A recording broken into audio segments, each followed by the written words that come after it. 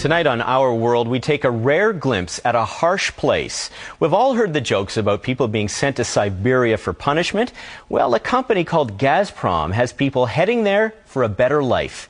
It's a huge natural gas company, and its fields are way up in the Arctic Circle. A powerful money machine that sometimes flexes its muscles by closing the taps. It's a usually secretive company, but the CBC's Nick Spicer was invited to take a look.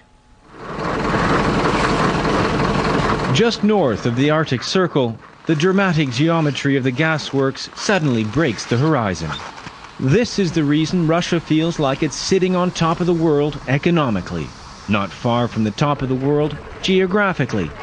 This is the domain of Газпром, the country's natural gas monopoly. It's a giant, now the world's third biggest company and growing.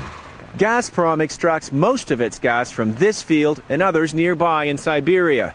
Temperatures can easily drop under 60, making it all the more amazing that what goes through this pipeline heats and lights one household out of 4 in Europe, thousands of kilometers away.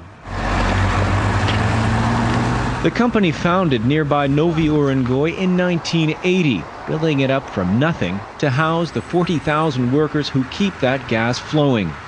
A place with 253 days of winter, and a place where journalists are usually not welcome.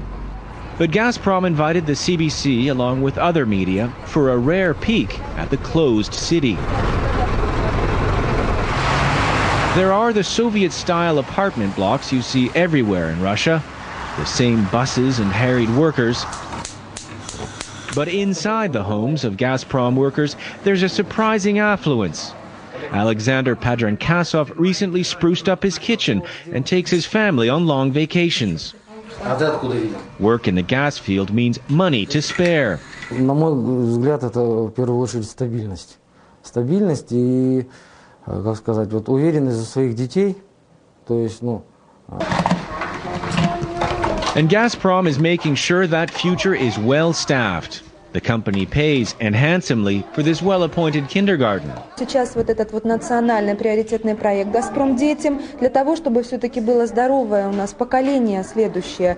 И поколение таких людей, которые будут давать возможность нашему государству еще лучше развиваться и быть грамотными, быть достаточно самодостаточными, уверенными в своем завтрашнем дне и в будущем.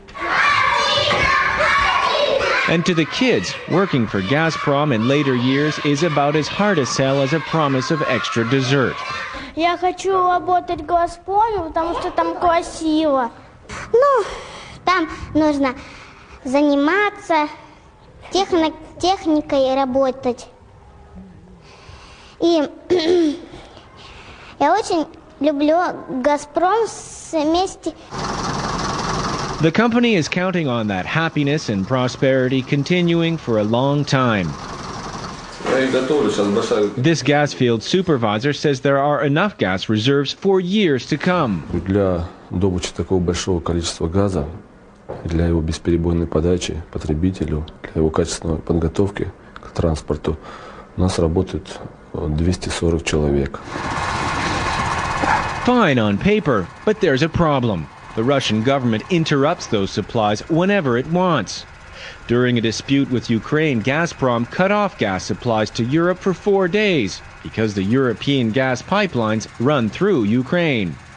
That interruption sparked Western talk of energy bullying and a new Cold War.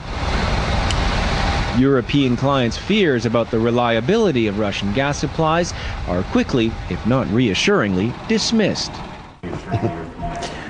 Okay, you see, it's very easy question for your question. What are you going to do without Russian gas? Nothing.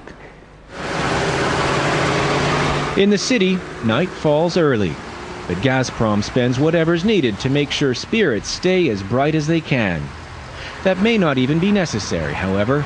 People in this polar city are genuinely proud to work for a company that's making Russia stand tall again, even if many in the West are increasingly afraid of its new economic and political power. Nick Spicer, CBC News, Nový Ureнгой, Russia.